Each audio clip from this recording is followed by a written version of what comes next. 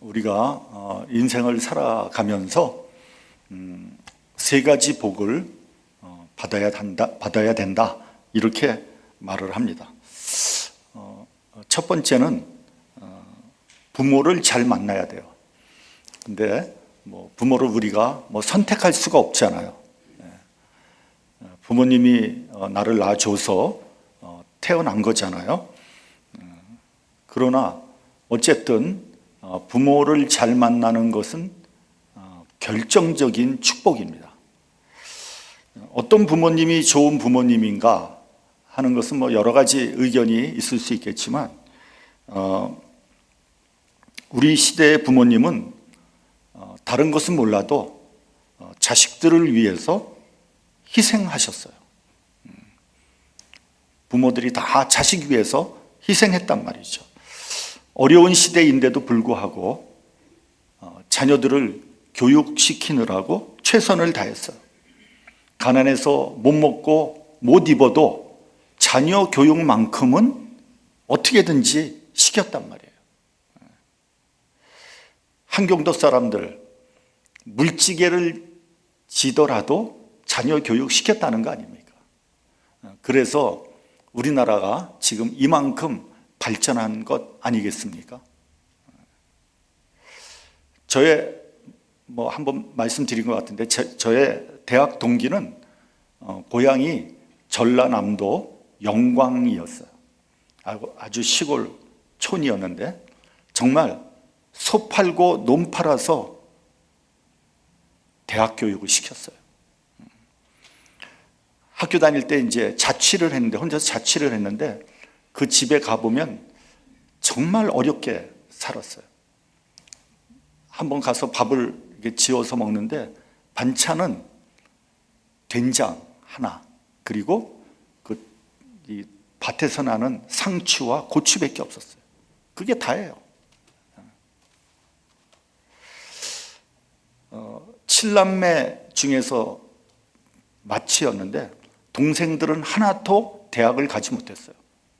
그리고 여동생들은 공장에 다녔다고 합니다. 그러니까 큰아들 하나 공부시키기 위해서 모든 사람이 희생한 거예요. 다행히 그 친구는 공부를 열심히 해서 모교의 교수가 되었어요. 그리고 그 딸은 사법고시에 붙어서 지금 수원지방검찰청 검사가 되었습니다.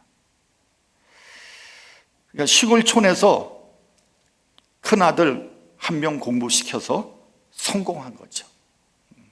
그때는 그런 가정이 많았어요. 맏아들 하나 공부시키는 그런 가정이 많았습니다. 그 사람이 부모에게 얼마나 효도를 했는지 그 동생들에게 얼마나 잘했는지는 잘 몰라요. 어쨌든지 그는 가정의 자랑이요 가문의 영광이었을 거예요. 돌아가신 저희 어머님도 마찬가지였어요. 조금 섭섭한 마음이 드시면 뭐라 그러냐면 내가 너를 어떻게 키웠는데 이 말 한마디 하면 더 이상 할 말이 없는 거예요. 거기다 대고 내가 너를 어떻게 키웠는데. 왜냐하면 저는 알거든요. 우리 어머니가 얼마나 자식을 위해서 희생했다는 것을 나는 알거든요. 그러니까 우리 어머니가 아무리 부당한 말을 해도 거기다 대고 감히 뭐라고 토를 달 수가 없어요. 어머니 그건 이렇고 이것은 저런 거 아닙니까? 시시비비를 따질 수가 없어요. 왜요? 어머니의 마음을 상하게 하고 싶지 않기 때문에.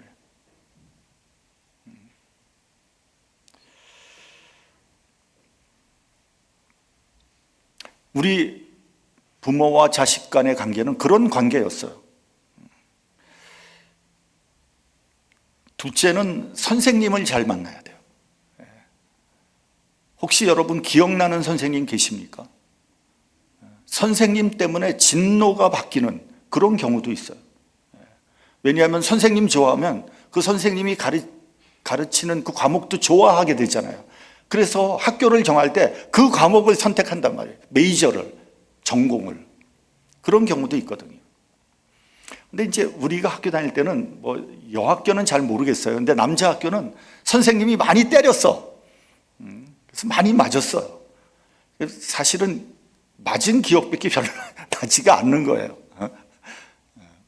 그래서 선생님에 대한 어떤 좋은 기억보다는 좀 안 좋은 기억이 더 많이 남아있다.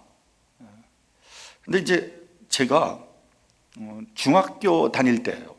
저는 제 성격이 굉장히 내성적이고 조용한 그런 학생이었어요. 그 당시에 이제 사회를 가르치던 선생님이 있었는데 제가 그렇게 뭐 잘못하지 않았어요. 근데 이 선생님이 뭐 좀 오해를 하고 저를 불러내어서 이 앞에 세우고 따귀를 때리는 거예요. 뭐 오할 것도 없어. 그런 일 보통 뭐 있는 일이에요. 그 당시 저는 중학교 2학년이었어요. 뭐 중학교 2학년 어리잖아요. 거기다 제가 또 몸이 약해서 아주 비리비리했거든요. 근데 이제 선생님이 입 다물고 어금니 꽉 물어 딱 그러더라고요. 어금니 꽉 깨물어 딱 그러더라고요. 그러고 딱 한 대 때렸어. 뺨을 한 대 탁 때렸는데 제가 그때 정신을 잠깐 잃었던 것 같아요. 근데 이제 제 친구들이 얘기하는데, 야, 너 한 대 맞고 저 붕 떠가지고 저기로 떨어졌어. 그리고 이제 그 맞은 뺨이 한 달 동안 시퍼런 멍이 들었어요. 한 달 동안 안 가셔. 지금 그런 일이 있었다면 아마 난리 났겠죠. 근데 그 당시에는 선생님에 대해서 감히 그래도 선생님에 대해서 뭐 얘기를 할 수가 없었어요. 근데 이제 알고 봤더니 그 선생님은 권투 선수 출신이에요. 권투 선수. 근데 어느 정도냐면 1936년 베를린 올림픽 일본 사람들을 다 이기고 대표 선수로 송기정과 함께 나갔던 사람이야. 그런 사람이 여기 뺨을 때렸으니 날아간 거죠.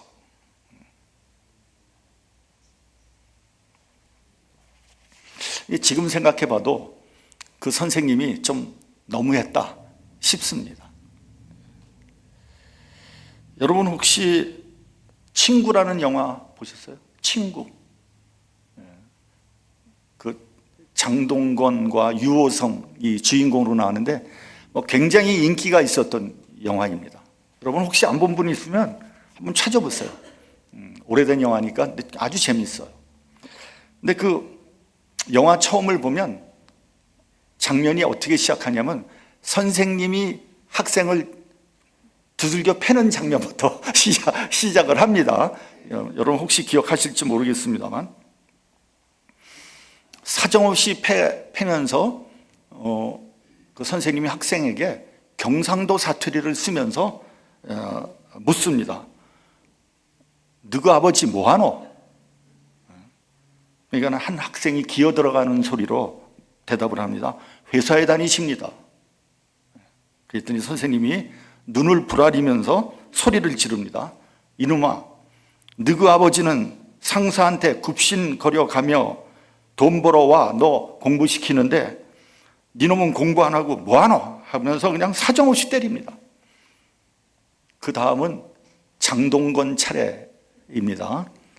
또 물어봅니다. 너희 아버지는 뭐하노? 그러니까 장동건 그 학생이 쭈뼛쭈뼛 대면서 대답을 합니다. 장의사요. 선생님은 또다시 눈을 부라리면서 호통을 칩니다. 너희 아버지는 죽은 사람 염하며 오만 고생 다하며 네 공부시키는데 성적이 이게 뭐고? 사정없이 때립니다. 그 다음은 유오성이에요. 선생님이 또 물어봅니다. 너희 아버지는 뭐하노? 그러니까 이 학생은 조금 망설이면서 건달입니다. 영화에서 그랬어요. 진짜 건달입니다. 그러니까 이 선생님이 잠깐 움찔하더니 역시 사정없이 때립니다. 여러분, 그건 교육이 아니라 반항심을 키우는 거죠. 반항심. 그게 무슨 교육이 되겠어요. 니네 아버지 뭐 하냐 그래가지고 두들겨 패는 게 무슨 교육이 되겠냐고요. 반항심 키우는 거죠. 세 번째는 여러분, 누굴 잘 만나야 되겠어요? 한번 생각해 보세요. 부모님, 선생님, 그 다음 누구? 배우자. 그렇죠. 배우자 잘 만나야 돼요. 아내, 남편, 이거 잘못 만나면 아주 큰일 납니다. 인생 망치는 거죠. 보통 사랑하면 눈에 콩깍지가 끼운다 그러지 않습니까? 남녀가 한번 사랑에 빠지면 눈에 뵈는 게 없어요. 사랑만 있으면 다 될 것 같아요. 그러면 그냥 천국 문이 열리는 거지. 너무 좋은 거지. 그런데 그 사랑 얼마나 가겠습니까? 그 사랑이 식으면 그 다음부터는 십자가를 지고 가는 거예요. 결혼이란 천국과 지옥을 왔다 갔다 하는 거예요. 그래서 저는 목사로서 이제 젊은 부부에게 항상 말을 합니다. 행복한 결혼 생활을 하기를 원하느냐? 예수 잘 믿어. 근데 이렇게 얘기하면 이게 무슨 뜻인지 잘 모르는 것 같아. 예수 잘 믿어. 그게 잘 모르는 것 같아. 제가 여러분에게 몇 번 말씀드렸습니다만 저희 부부는요, 예수 안 믿었으면 이혼했을 거예요. 거의 100%.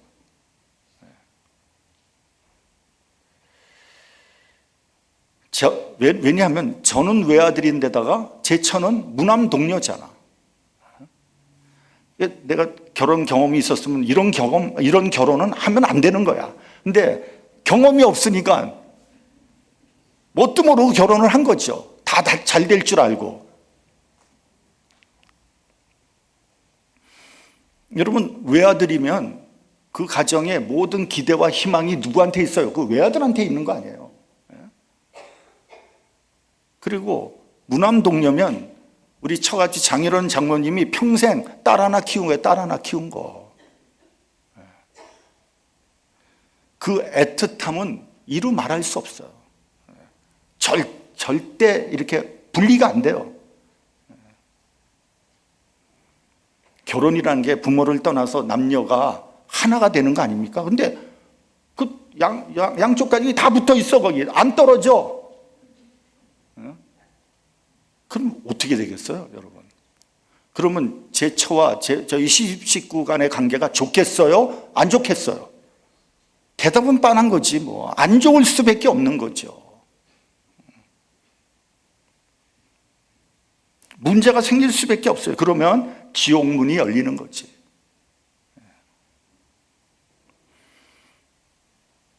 그런데 저희는 하나님 믿어서 지금까지 잘 살고 있어요. 돌아가신 저희 어머님은 왕 권사님, 저희 누님은 다 권사님, 제 처는 사모님, 그리고 제 여자 동생도 사모님.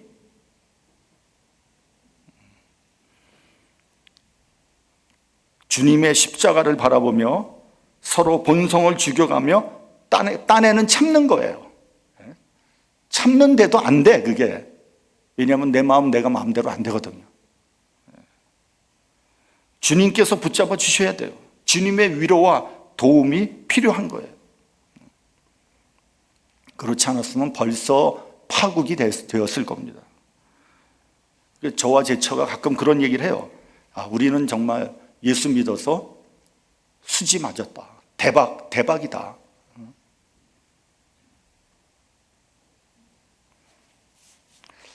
그렇게 세 가지 복을 타고나야 되는데 우리는 이제 예수 믿는 사람이니까 한 가지 복이 더 있어야 돼. 뭐겠어요? 신앙생활 하는 사람이니까 한 가지 복을 더 받아야 돼. 뭐요? 목사님 잘 만나야 돼. 목사님.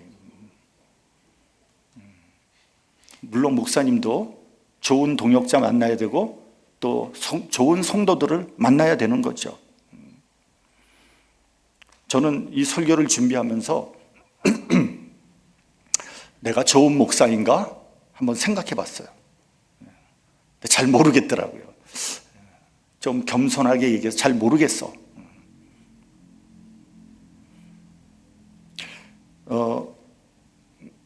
우리 교회 오셨다가 떠난 분들도 많이 있으니까 객관적으로 보면 제가 좋은 목사인지는 잘 모르지만 친화력이 많지는 않은 것 같아요. 친화력은 별로 없는 목사인 것 같아요. 왜냐하면 제가 남 비유를 잘 못 맞춰요. 비유 잘 맞추고 뭐 기분 잘 맞추고 이랬는데 그거 제가 잘 못해.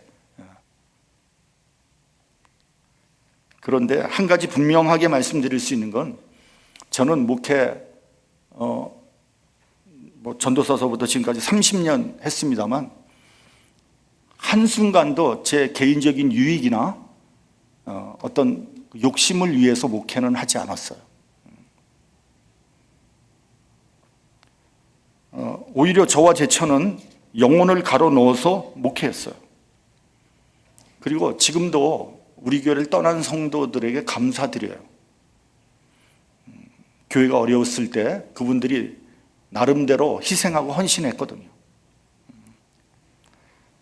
그분들이 없었다면 우리 교회도 없었다 이렇게 생각을 합니다. 우린 지금 기본적으로 가장 중요한 인간관계에 대해서 살펴봤어요. 부모 자식 간, 부부 간, 선생님과 학생, 그리고 목사님과 성도와의 관계예요. 여러분 이게 어떤 관계입니까? 사랑의 관계잖아요. 존중의 관계며 가장 아끼고 친밀한 그런 관계가 되어야 마땅하죠. 그렇게 되어야죠. 그런 관계가 잘 이루어지면 이곳이 바로 천국 아니겠습니까? 그런데 그렇게 좋은 관계를 맺어야 되고 또 그런 관계인데도 불구하고 그러고 싶지만 그게 생각대로 잘 되질 않아요. 사랑이 왜곡되고 때로는 오해하고 그래서 미워하고 상처받고 고통을 받게 된다는 거예요. 이게 결국 이 모든 게 다 뭐냐? 마음의 문제예요. 마음의 문제. 딴에는 사랑한다고 하지만 그 사랑이 왜곡되고 오히려 사람을 괴롭히는 거예요. 섭섭하고 상처를 주는 거예요. 미워하게 되고 만나기도 싫어집니다. 파국이 오는 거예요. 그래서 보면은 부모 자식 간에 형제 자매 간에 아예 만나지도 않아. 여러분 그런 가족들 많습니다. 안 만나.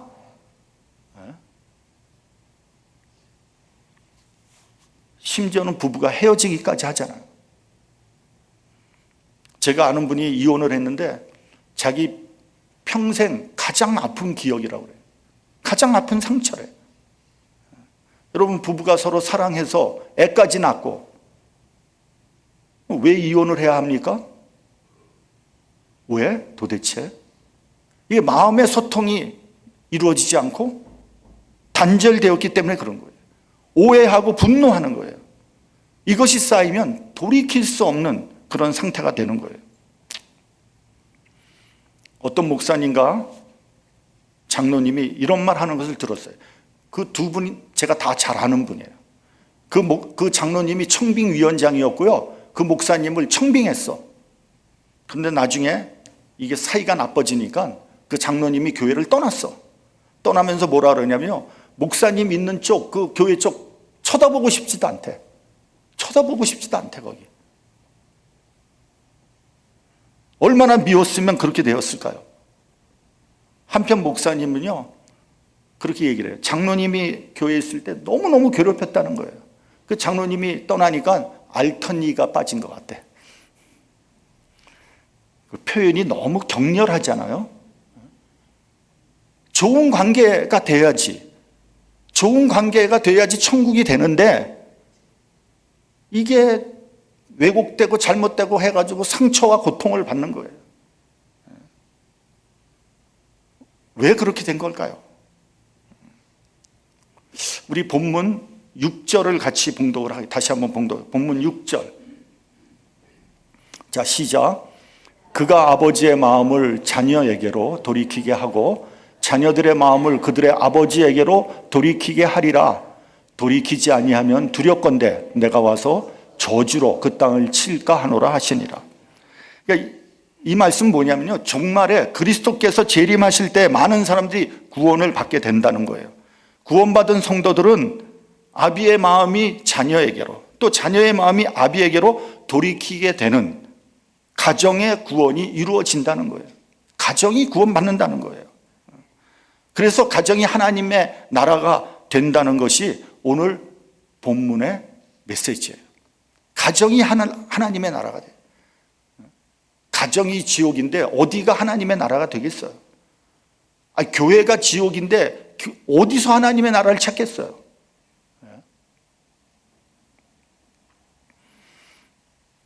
가정이 하나님 나라가 되기 위해선 서로 마음을 돌이켜야 돼요. 이게 뭐냐? 결국 마음의 문제, 마음의 문제. 왜곡된 사랑, 일방적인 사랑, 편파적인 사랑은 오히려 사람을 괴롭혀요. 심지어는 사람을 죽이기까지 하는 거예요. 그건 결코 건강한 사랑이 아니에요. 서로 마음을 주고받을 수 있어야지 건강한 사람이에요. 여러분, 사람은요, 밥만 먹고 사는 존재가 아니에요. 사랑을 먹고 사는 존재예요. 사랑은 마음이에요, 마음. 저는 이것도 여러분들에게 몇 번 말씀을 드렸습니다만, 양로원에 갈 때마다 마음이 아파요. 그 광경이 참혹합니다. 옛날 같으면 벌써 돌아가셔도 몇 번 돌아가셔야 되는 분들인데, 의학이 좋은 건지 돈이 좋은 건지 살려놓는 거야. 그래서 아무 의미 없는 시간을 보내게 하는 거예요.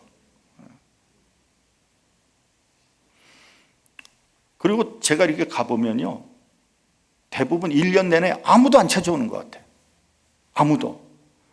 근데 하루는 간호사가요, 어떤 할머니의 귀에다 대고, 이번 주말에 아드님이 오신다 그랬어. 그렇게 얘기를 하는 거예요. 그래서 그 아들이 올는지 안 올는지는 잘 모르겠지만, 하여간 그렇게 얘기를 하니까 그제서야 그 할머니가 약을 드시는 거야. 그러니까 약을 안 드시니까 그렇게 얘기를 하는 것 같아.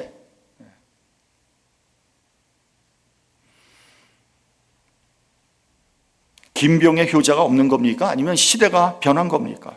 이게 가장 기본적인 인간관계가 무너진 거거든요. 그래서 말세예요. 그런 광경을 보면서 나도 나중에는 절대로 양로원은 갖지 말아야지. 근데 여러분, 그게 내 마음대로 됩니까? 내 몸을 내가 추스리지 못할 때, 내가 어떤 결정을 내리지 못하는 그런 시기가 됐을 때, 자녀들이 양로원 들어가시라 그러면 그거 거부할 수 있는 사람이 어디 있어요? 내가 결정을 못하는데 갈 수밖에 없잖아요.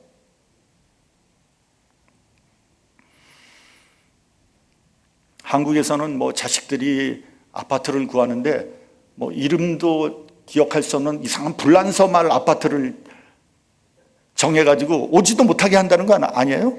아니, 아파트 이름을 알아야 찾아갈 거 아니야. 근데 불란서 이상한 발음을 모르는 거야.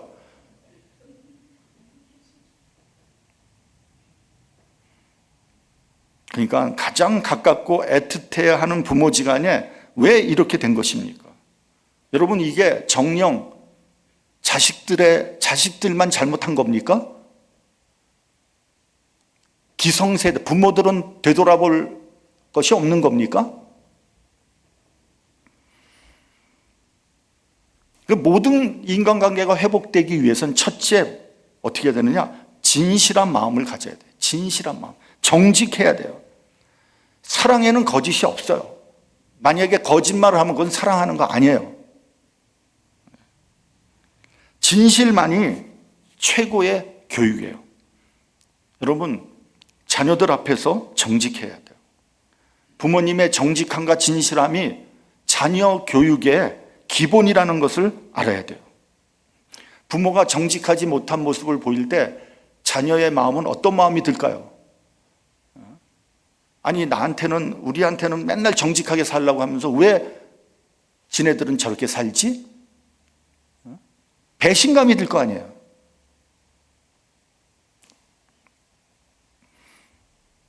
한국에 가면 미국 대학교 시험 SAT를 가르치는 학원이 있다고 합니다.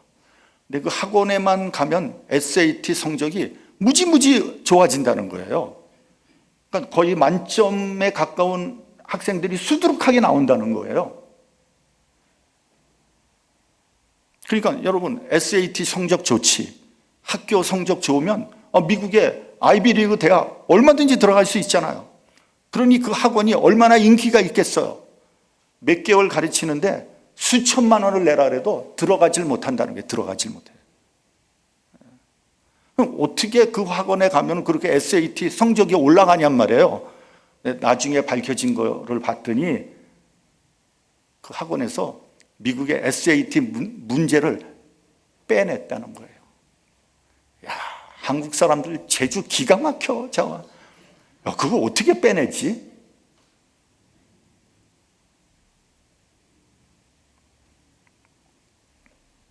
그래서 설령 그렇게 해서 좋은 대학교에 들어갔다고 칩시다. 그럼 그 자녀의 인성과 인격은 뭐가 되는 겁니까? 도대체. 그러니까 불법과 탈법을 저질러서라도 목표만 달성하면 되는 겁니까? 진실을 잃어버린 부모, 진실하지 않은 자녀, 그 가정은 도대체 뭐가 될 것입니까? 그래서 좋은 대학 나와서 공부 잘해가지고 성공하면 뭐 하겠어요, 도대체? 그런 가정. 둘째는 겸손한 마음이 있어야 돼요. 부모의 교만이 자녀의 허영으로 이어지는 거예요. 허영과 허세, 사치, 이건 가정뿐만 아니라 나라까지 망치게 하는 거예요. 부모는요, 자녀들 앞에서 겸손해야 돼요. 야, 내가 이렇게 고생을 해서 너희들 공부시키는데 넌 이 성적이 이게 뭐니? 뭐가 부족하니? 먹여주고 입혀주고 돈 다 대주는데 넌 이것밖에 못하냐? 나는 옛날에 학교 다닐 때 돈 벌어가면서 공부했어. 그게 또 공부 잘했어. 너는 그렇게 공부하려면 때려쳐. 그러면 그 자녀들이 뭐가 되겠어요? 얼마나 주눅이 들겠어요? 차라리 솔직히 얘기하는 게 낫지 않을까요? 나는 너만큼도 못했다. 너는 네 애비보다 낫다. 공부 못했다는 부모가 없어. 다 자기는 잘했대. 그러면 아이들이 더 열심히 공부할 거예요. 여러분, 자녀들 앞에서 자신을 낮추세요. 그거는 부모의 체면을 손상시키는 게 아니에요. 오히려 자녀들이 부모를 더 존경하게 만드는 거예요. 뭐 자식들 앞에서 폼 잡아봐야 그게 도대체 무슨 소용이 있냐고요. 부모님의 교만이 문제예요. 최고를 강조하다 보니까 최선을 잃어버렸어요. 정말 열심히 공부했는데도 성적이 안 나오면 뭐 어떻게 합니까? 뭐 공부 말고 다른 걸 해야죠. 아니, 공부 잘해야지만 꼭 성공하는 겁니까? 아니잖아요. 최고가 되어야지 행복한 겁니까? 행복에 대한 가치관을 다시 정립해야 돼요. 뭐가 도대체 행복한 것인지. 아인슈타인 박사는 중학생 때 생활기록부에 이렇게 기록이 돼 있다고 합니다. 이 아이는 앞으로 무엇을 해도 성공할 가능성이 없음. 아인슈타인. 그러니까 선생님한테 이상한 질문만 하고 엉뚱한 생각만 하니까 아유, 저런 애는 가망성이 없어. 이렇게 선생님은 생각한 거예요. 근데 그의 어머니는 너는 남과 다르다. 그렇기 때문에 너야말로 뛰어난 사람이 될 수 있다고 하면서 아인슈타인을 믿어줬다는 거예요. 우리가 다 아는 것처럼 그는 세계 최고의 과학자가 되지 않았습니까? 우리 부모 같으면 어떻게 했을까? 아니, 공부는 안 하고 엉뚱한 생각하고 엉뚱한 짓이나 하면 우리는 어떻게 했을까? 걔를 에이, 나가 죽어라 그랬을 거 아니에요? 살아서 뭐하니? 내가 저런 놈 낳고 미역국을 먹었다고 뭐 이렇게 나올 거 아니에요.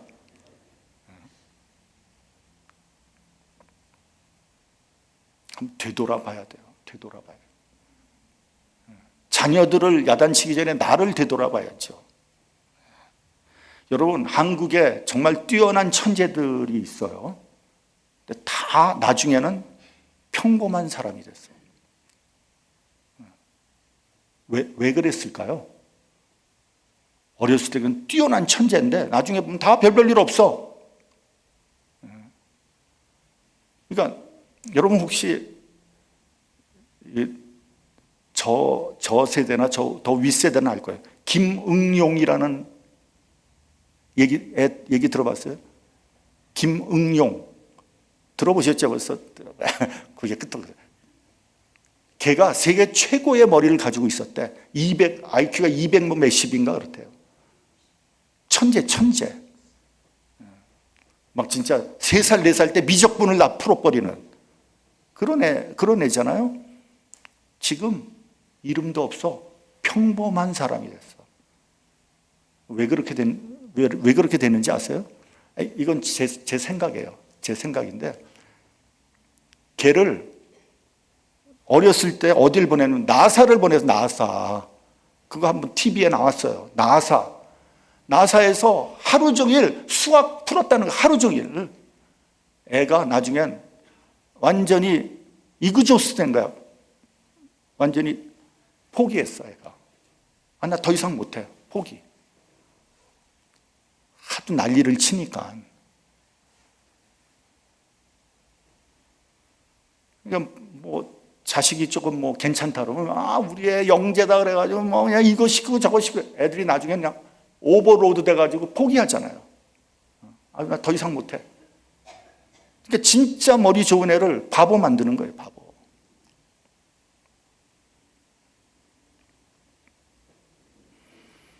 셋째는 기다리는 마음이 있어야 돼요. 기다려주는 마음이 필요한 거예요.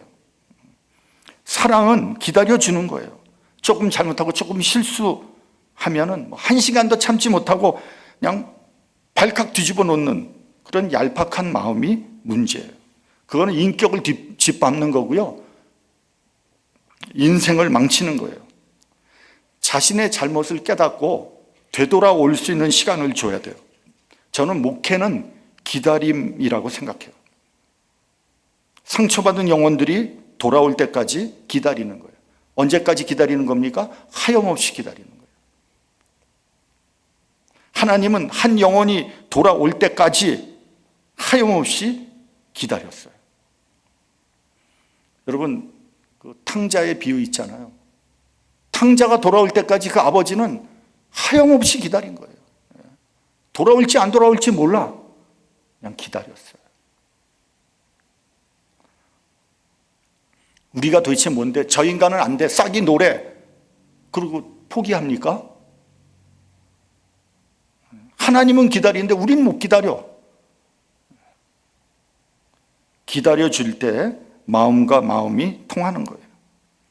넷째는 믿어주는 마음이에요. 믿어줘야 돼. 아인슈타인의 어머니가 믿은 것처럼. 여러분, 아무리 나쁜 사람도 한 가지의 진실은 있어요. 그 진실을 믿어줄 때 그 사람이 돌아올 수 있는 거예요. 사도행전 15장을 보면 바울과 바나바가 2차 선교 여행을 떠납니다. 그때 바나바는 마가 요한을 데려가자고 했고요. 사도 바울은 단호히 반대했습니다. 왜냐하면 1차 선교 여행 때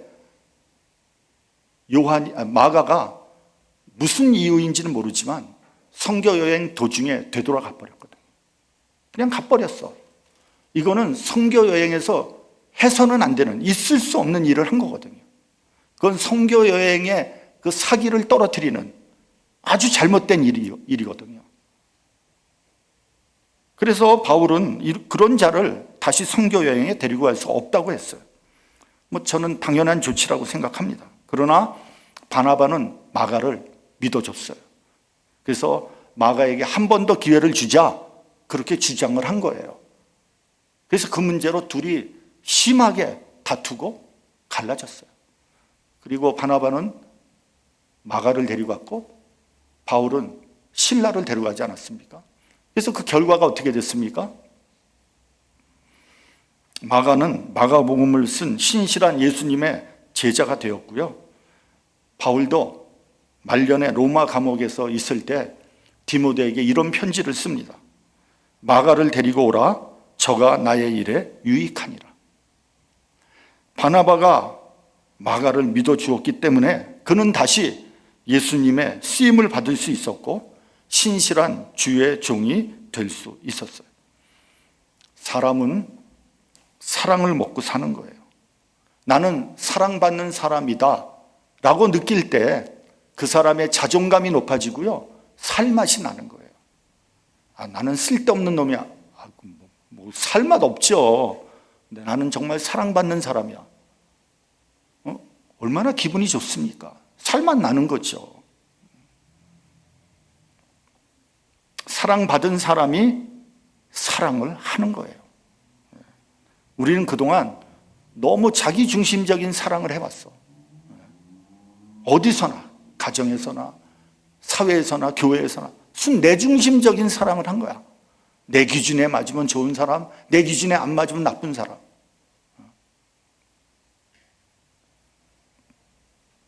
그거는 병든 사랑이에요. 예수님 중심의 사랑, 상대방 중심의 사랑을 할 때 우리 가운데 천국이 이루어지는 거예요. 에릭 프롬이 사랑의 기술이란 책에 이렇게 썼어요. 당신이 필요해서 당신을 사랑하는 것이 아니라 당신을 사랑하기 때문에 당신이 필요합니다. 이렇게 고백을 해야 된다는 거예요. 당신 때문에 나는 행복합니다. 한번 옆 사람한테 한번 해보세요. 당신 때문에 나는 행복합니다. 이선희 집사도 해. 왜 남편이 하는데 저는 안 해. 빨리.